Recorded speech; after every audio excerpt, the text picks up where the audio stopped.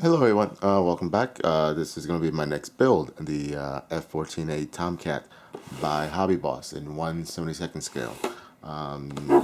This is a relatively new tooling from 2011. This is kit number 80276, and here are a couple of the markings here. You get the sound donors. You got two different ones of that. First I'm just going to open up the box, show you what I have. I also have some aftermarket stuff here for this as well. And I'll take it out of the plastic and show you everything a little bit more detail. So first, I'm going to show you how it comes boxed. One thing about Hobby Boss, most of the kits all come very well packed. Here on top are some of the extras that I have for this. I'm just going to set these aside for the moment. I'm just going to show you what comes in the box. Like I said, everything is very well packed. You have your decals in a sealed bag. You have the main decals there, and then you have decals here for all the stenciling and for the weapons as well. You have your black and white instruction. It's one of those long fold out pieces. Set up to the side. You have your color pink guide, which is great that they have it in color. You have a little bit of advert here, including the F-14A itself. And then for all the actual pieces, everything here comes for the most part individually wrapped, sealed bags, all nicely sealed. So you got 1, 2, and here you see some of the delicate parts. These are actually the landing gears, all wrapped up in some foam to protect even further. 2, 3, 4, and here are your weapons, 5 and 6. Again, individually packed, well nicely protected with some foam. That's all aftermarket here. Then here in this little cardboard notch here, you got the fuselage, top and bottom. Again, individually wrapped. And here lastly, you have the canopy. Again, individually wrapped and well protected in foam. Which other manufacturers did the same thing.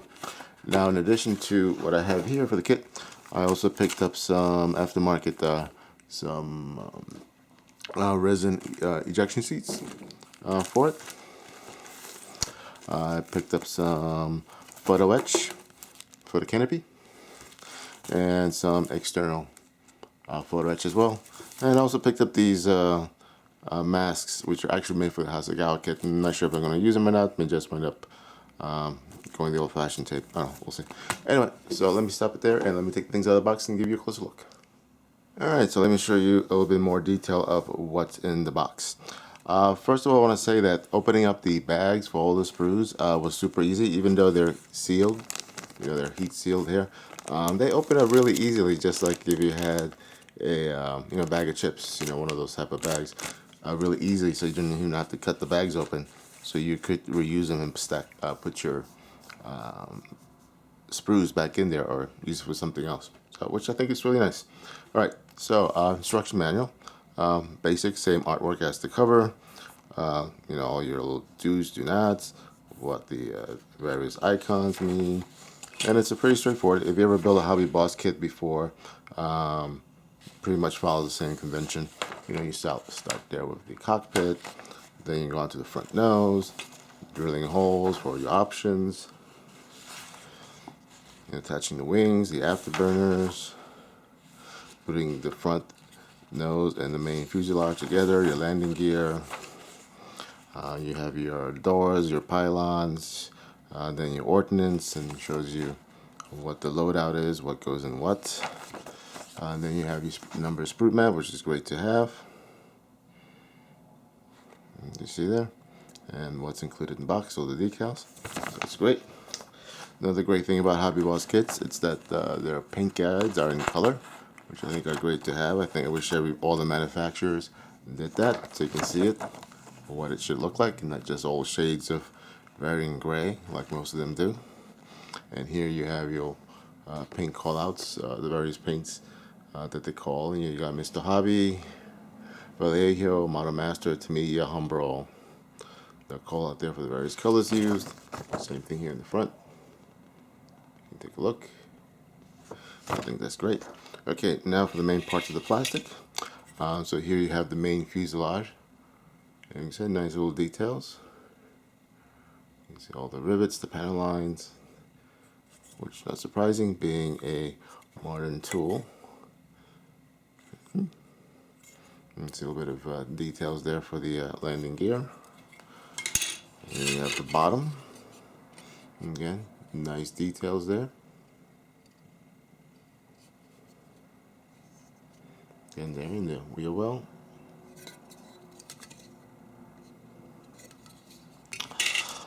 And then you have your, just random order here, your ordnance. Here you got your missiles, pylons. And here under the foam here, just get that open for you. Sorry I didn't do that before. It's protecting the AIM-9s, the fins. You can see the fins are attached, so you don't have to worry about putting them on. So that's what the foam is protecting there. And again, great attention to details on Hobby Boss's part on the packaging. Again, I wish more manufacturers did the same. You have another sprue here for more ordnance. You can see the details there in the pylons, the fuel tanks, and again here you have more missiles, all being nicely protected. You want to break off the fins. And you got for the sparrows here.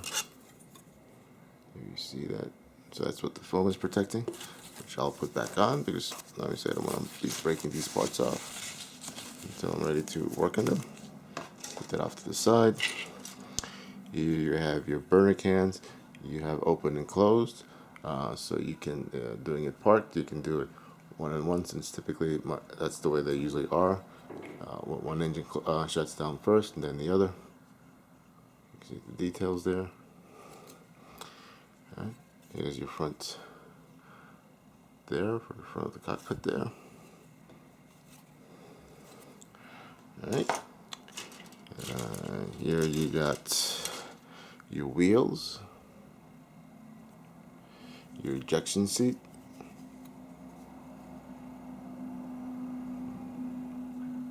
two halves. That's actually pretty, looks like pretty nice details for, you know, 1/72 scale plastic kit. That's pretty good. And then here you have your nose. You got the front half there, and again, nice details there on the panel lines. And the other side here, you got your main landing gear there. You got your wheels.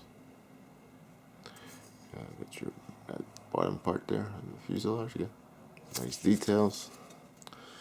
You have your front landing gear there. You got the front face of your engines. You got your cockpit. You got your back of your engines. And here under the plastic, under the foam, let's see what are these parts.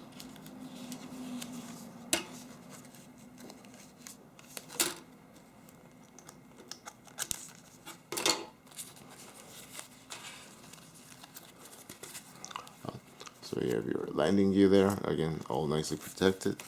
And the other one, again, it gives you two landing gears, nose landing gears. Wonder why. Alright, so that's nice, well protected. And here you have your wings. Again, some nice fine detailing there on the wings. And the vertical stabilizers, horizontal stabilizers. Very nice.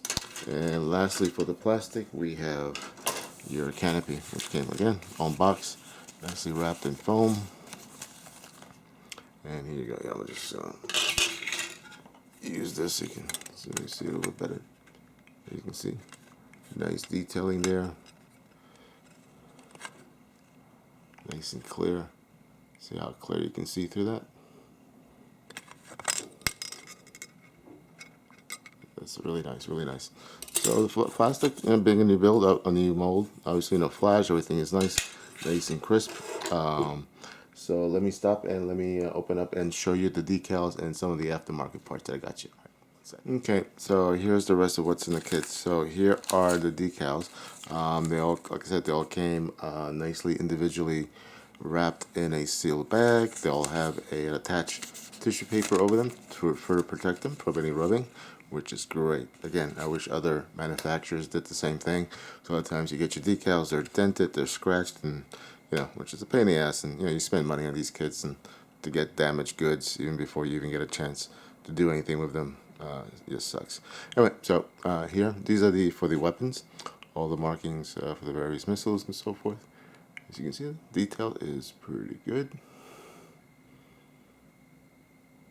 There. Then you have the other one here for the stenciling, the common stenciling, and the other marking, one of the other markings here. And again, everything looks pretty cool. In spite of being small, super small, even those little no-step ones, you can pretty legible, which is pretty amazing considering the size of these things. The idea of the quality of the decals here. My experience, the Hobby Boss decals, I mean, they lay down pretty well, so I'm not concerned about these. All right, let me show you the other two.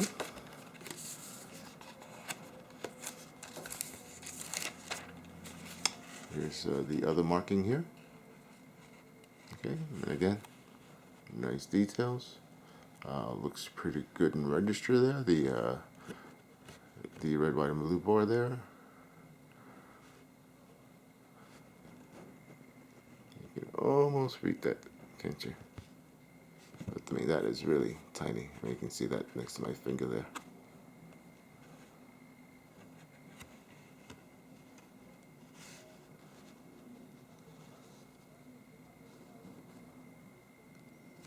Right, and lastly, we have this marking with the Sundowners.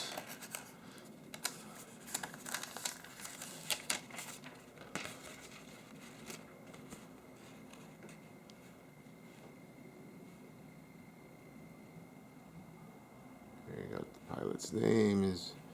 Everything looks to be really good and registered, very legible, very readable.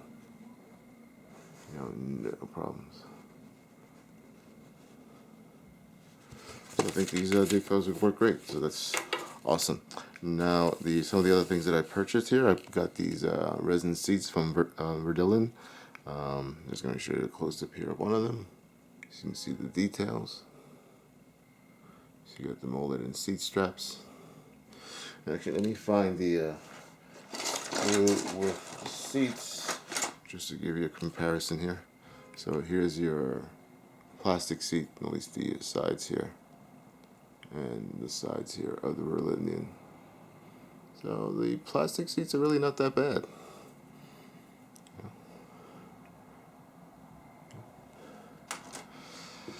All right, and with that, I also got the photo etch kits. Now I got it from this company, which I've never heard before. Actually, Remodel. I found these through a search on YouTube. So you got your cockpit photo etch set, and then you got your film, and then the other part. So this goes get sandwiched together for your cockpit. The photo etch part itself, it's sealed in plastic, which is great. Protects it. Apologies for the glare. I'm not going to remove it now. But it does come with the seats cushions. So if you're doing the kit part, you can apply it for that. Also has the pull cords for the overhead ejection seat. So you have those there. You can use them on the resin seats since I don't have them. You can see nice little details there. Really cool, right? It's nice. Yep, they have instructions similar to any other photo set. you know what to cut, what to remove, do it again, and so forth. And the other photo etch that I got is this from Edward. This is where is it?